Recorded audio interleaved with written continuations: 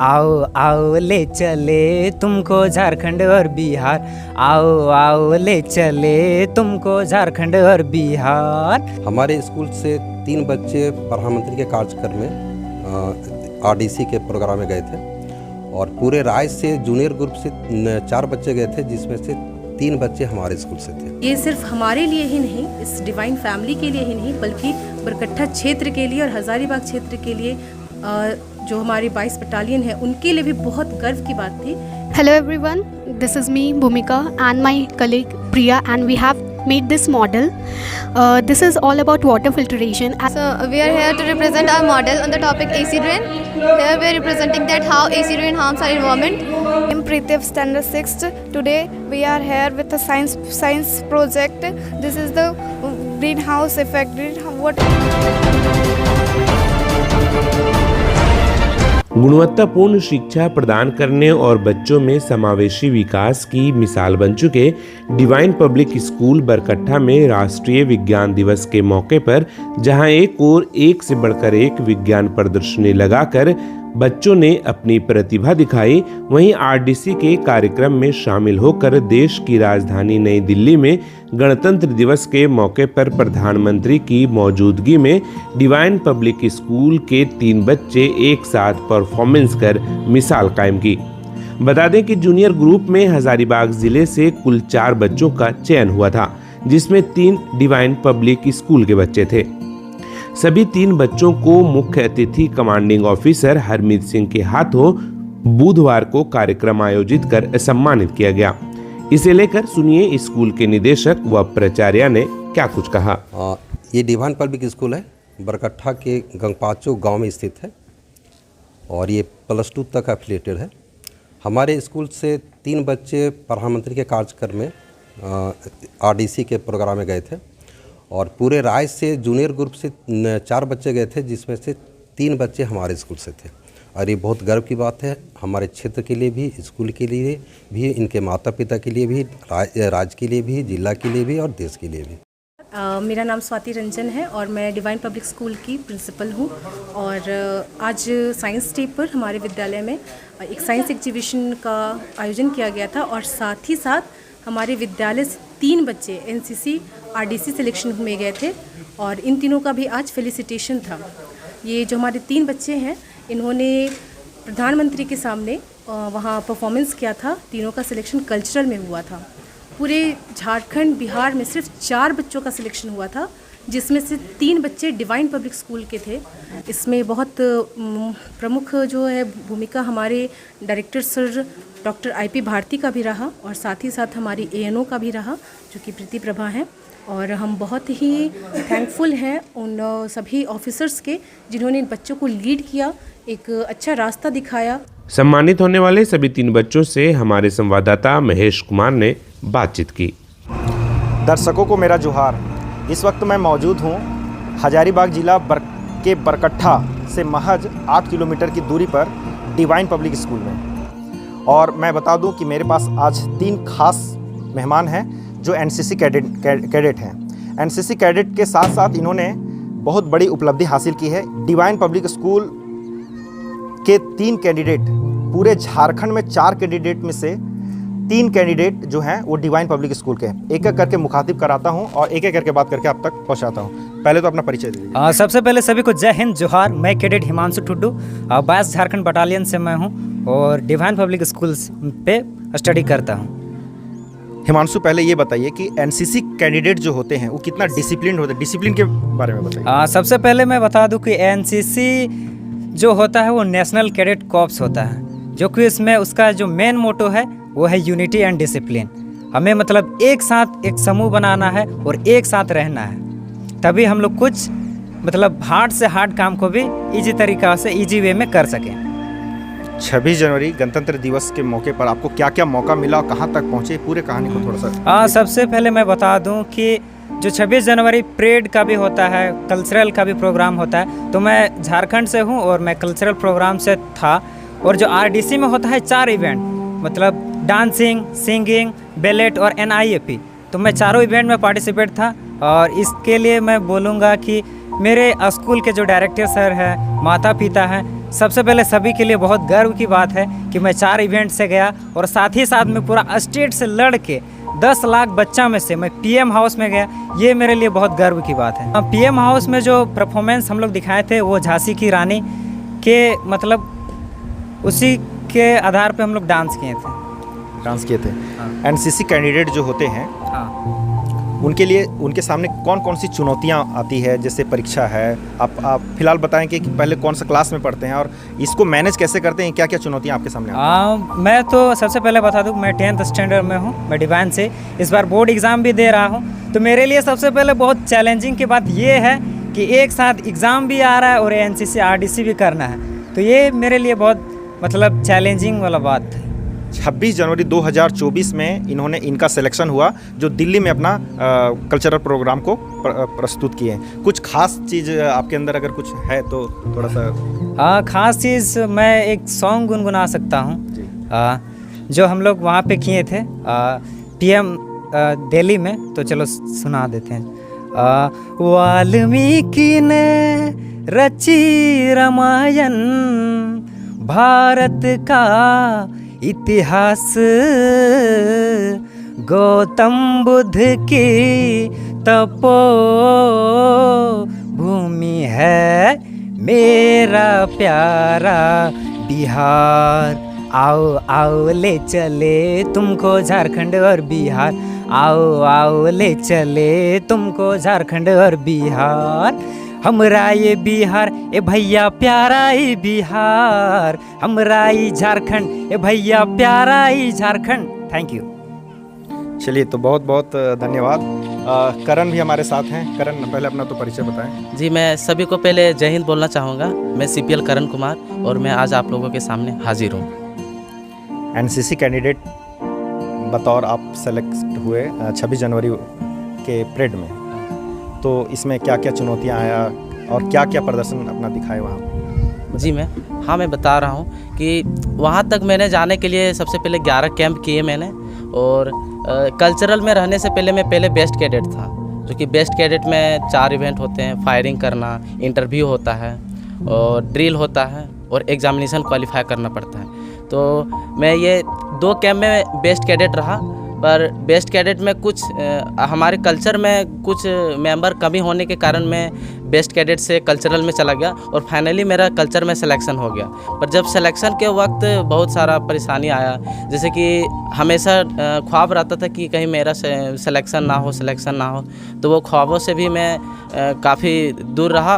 और बीच में जब आरडीसी परेड के लिए जब उसमें फॉर्म वगैरह भरना था, तो उस फॉर्म को पुलिस स्टेशन में पुलिस वेरिफिकेशन करवाना, उस समय मुझे मतलब किसी भी तरह का सहायता नहीं मिल रहा था। तो मैंने अकेले गया और वहाँ पुलिस वेरिफिकेशन करवाया और आधार कार्ड का मतलब दौड़ भाग करना बड़ा मुश्किल था उसमें फॉर्म फिलअप करने के लिए।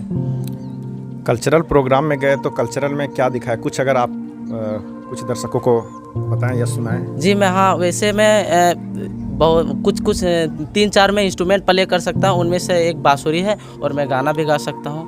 और आप लोगों के समक्ष बांसुरी वादन के नाते होते हुए मैं एक सॉन्ग प्रस्तुत करने जा रहा हूँ। जी जी।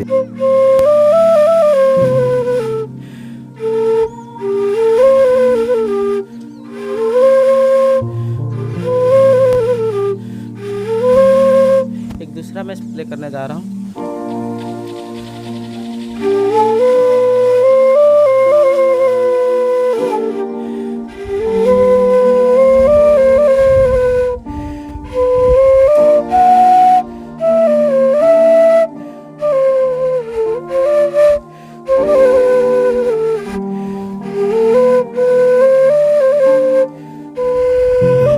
धन्यवाद। तो बांसुरी वादक थे। एक और कैंडिडेट है हमारे साथ, पहले अपना परिचय दे दीजिए। जी, सबको पहले मेरी तरफ से जय हिंद। और मैं सार्जेंट प्रिंस कुमार, और हमारे सामने ये हमारे सर जो हमारे सामने हैं, ये हमारे साथ कुछ क्वेश्चन करेंगे। आपका सिलेक्शन कहाँ से शुरू हुआ और अंत तक कैसे गए, एकदम ब्रीफ संक्षेप में बताइए। सबसे पहले मैं एनसीसी ज्वाइन किया और 1 साल के बाद जब कैंप करने का टाइम आया तो उसमें सबसे पहला मेरा नाम गया और कुछ 9 भी कैडेट्स थे। और वहाँ से गया वो कैंप करने के बाद जब आया तो 15 अगस्त में स्कूल में जो प्रोग्राम हुआ उसमें मैं नहीं था। वो एनसीसी कैडेट उसमें 7 थे और एक विदाउट एनसीसी कैडेट था, जिसके जगह पे मैं गया। और वहाँ पे जब कैंप में बुलाया गया हम लोगों को वहाँ पे आरडीसी सिलेक्शन के लिए, तो हमने गया और वहाँ पे हम लोगों ने किया, जिसमें से 8 में से 4 सिलेक्शन हुए। और 4 में से वहाँ से आने के बाद जब हम लोग चारों को बुलाया गया उसमें 3 गए और 1 ने नहीं गया। वो 3 जब गए, तीनों का सिलेक्शन हुआ, फिर से उसे बुलाया। किस चीज़ में सिलेक्शन हुआ? कल्चरल में सर। कल्चरल में? जी सर। क्या दिखाया कल्चरल में? वहाँ पे सर जैसे कि जितने भी थे, महात्मा गांधी, फांसी लगा और मिसाइल्स जो गए उनके बारे में दर्शाया था हमने sir. Art and science exhibition का आप मेरे पीछे मेले के प्रदर्शन को आप देख रहे होंगे। आज एक एक बच्चे से साइंस एग्जीबिशन के बारे में पूछेंगे और आप तक बताएंगे कि बच्चे के नॉलेज जो हैं किस तरह से साइंस के प्रति जागरूक हो रहा है और कैसे बच्चे साइंस के पीछे पीछे भागना पसंद कर रहे हैं। आधुनिक युग के जो बच्चे हैं वो साइंस को किस तरह पसंद कर रहे हैं, आर्ट को किस तरह पसंद कर रहे हैं। कई क्षेत्रों में बच्चे जो हैं वो जाने के लिए तत्पर रहते हैं। तो सीधे रुख करते हैं बच्चों के साथ और बातचीत करते हैं, दिखाते हैं आपको। तो आप देख सकते हैं यहाँ पर कुछ आर्ट और साइंस एग्जीबिशन का कुछ चीज़ें बनाई गई। क्या बनाया है? यह फ्लड सेफ्टी ब्रिज है। जैसा कि हम सब जानते हैं कि समतलीय एरिया में बाढ़ आते रहती है, इसकी वजह से ब्रिज को बहुत ज़्यादा नुकसान पहुंचती है। इसलिए यह एक वाटर सेंसर है। जैसा कि हम सब जानते हैं यह एक जगह सिचुएटेड रहेगा। अगर वाटर का लेवल इंक्रीज़ करेगा तो ब्रिज अपने आप साइड हो जाएगा, जैसा कि हम आपको प्रैक्टिकल में दिखा सकते हैं। जैसे कि वाटर का लेवल इंक्रीज हुआ, ये हो गया। अब ऑपरेटर आएगा, पावर बटन को क्लिक करेगा, उसके बाद यहाँ पे We have created hydraulic city. What is hydraulic system? Hydraulic system is a system in which we use water pressure to move objects. It is a hydraulic crane, and it is used to move heavy objects, as you can see. And if this ship has to go that side, it will not pass. And when we will use hydraulic system, it will pass. So we are here to represent our model on the topic AC drain. Here we are representing that how AC drain harms our environment, like that green cities are transformed into this dry and unirrigating fields. AC drain is mainly AC drain produce होता है बहुत सारे acid से, strong acid से। जब वो मतलब water के साथ कंबाइन होते हैं और रिएक्ट करते हैं, उससे एसी रेन प्रोड्यूस होता है। उससे मतलब ज़्यादातर मतलब इन्वायरमेंट में उसका मेन इफेक्ट रहता है कि वो जैसे इरिगेटिंग फील्ड्स होता है उसको बर्बाद कर देता है, उससे फिर इरिगेशन ख़त्म हो जाता है उसमें से। और अगर ह्यूमंस में अगर एसी रेन हो रहा है तो मतलब बॉडी में हार्म करता है, उससे स्किन कैंसर भी हो सकता है, इचिंग हो सकता है। और एसी रेन मतलब ज़्यादातर पॉल्यूशन की वजह से होता है। Nitric acid and sulphuric acid, sulphur dioxide and nitrogen dioxide.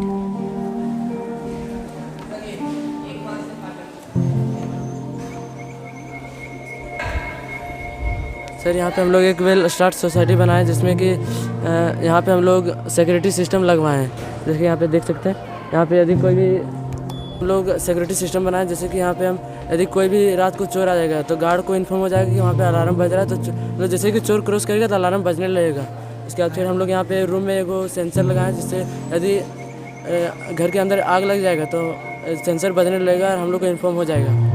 और फिर जैसे कि सुबह में ये जलना बंद हो जाएगा, जैसे कि दिन सूरज की किरण इस पर पड़ेगी तो जलना बंद हो जाएगा। और जैसे कि हम लोग अंधेरा हो जाएगा तो ये अपने आप जलना मतलब ग्लो करने लगेगा। देखिए स्ट्रीट लाइट सारा ग्लो करने लगा। फिर जैसे कि सुबह होगा बंद हो जाएगा सारा, रात को होते ही ये ग्लो करने लगेगा।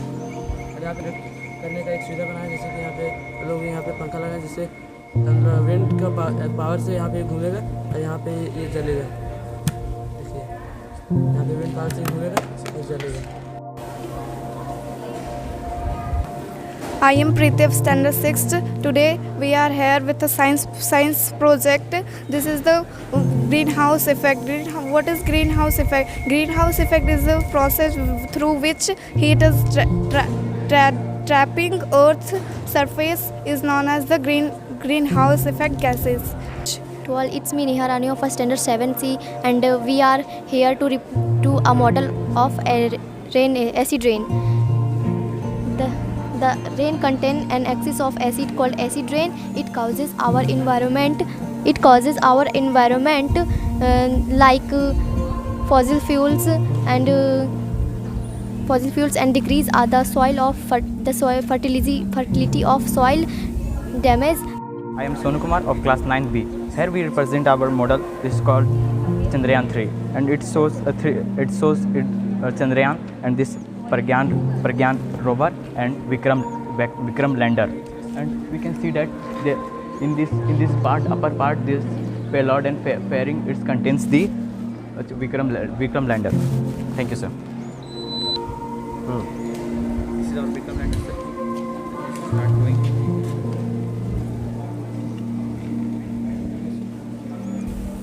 My name is Prince Kumar. I am class 9B. My project name is Plasma Life. I know that plasma is a fourth state of matter, but it is very useful.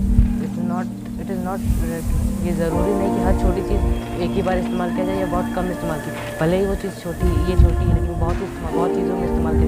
ये एक बस छोटा सा transformer का ही छोटा सा प्रदर्शन छोटा सा है, भले ही इसका इस्तेमाल और सेल्फ डिफेंस के लिए भी इस्तेमाल किया जा सकता है।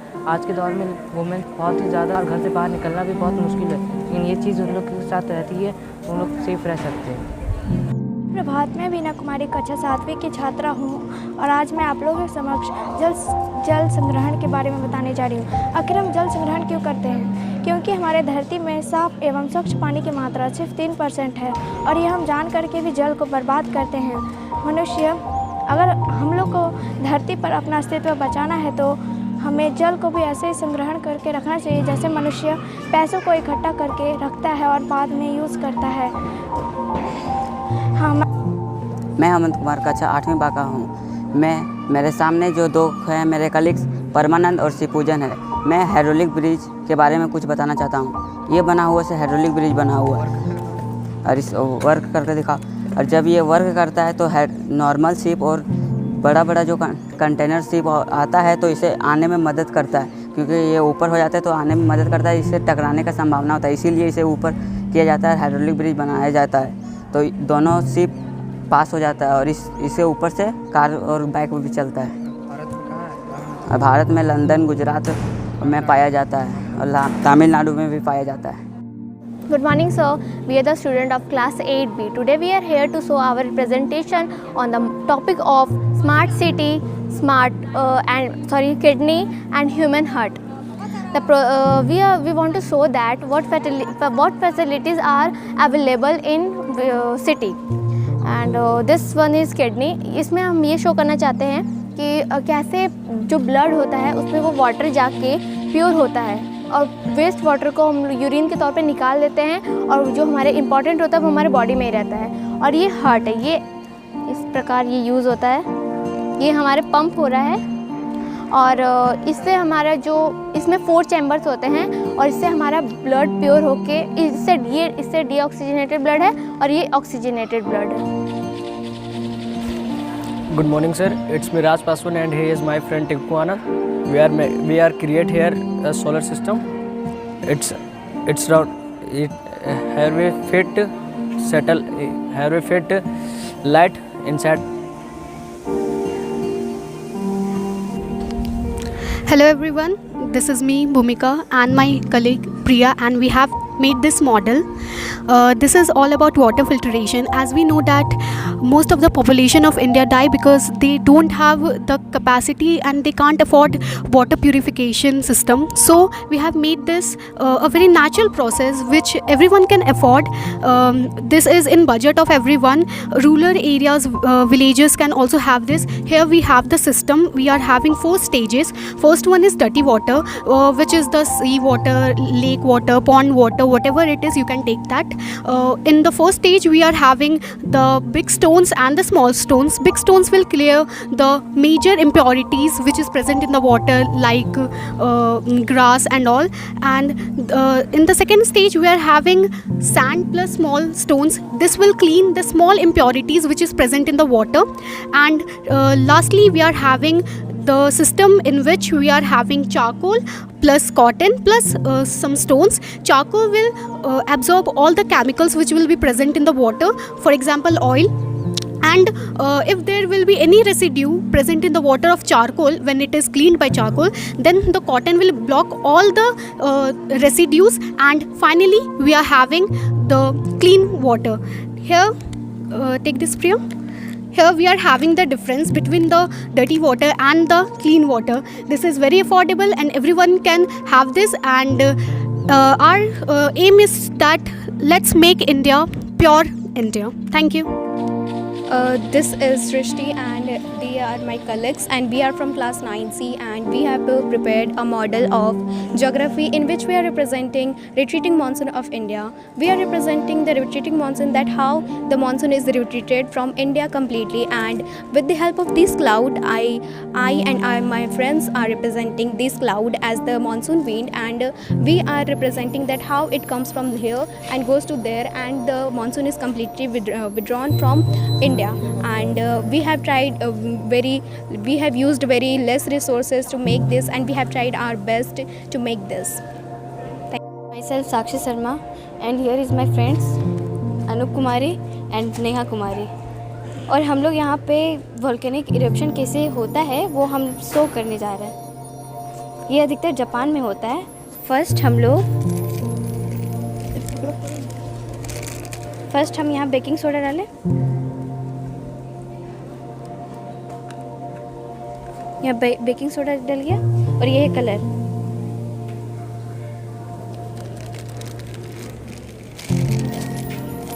और सबसे मेन हमारा विनेगर है, जो कि अभी हम सबसे लास्ट में डाल सकते हैं।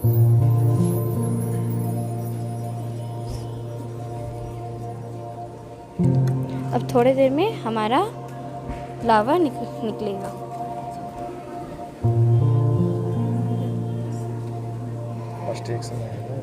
Yes.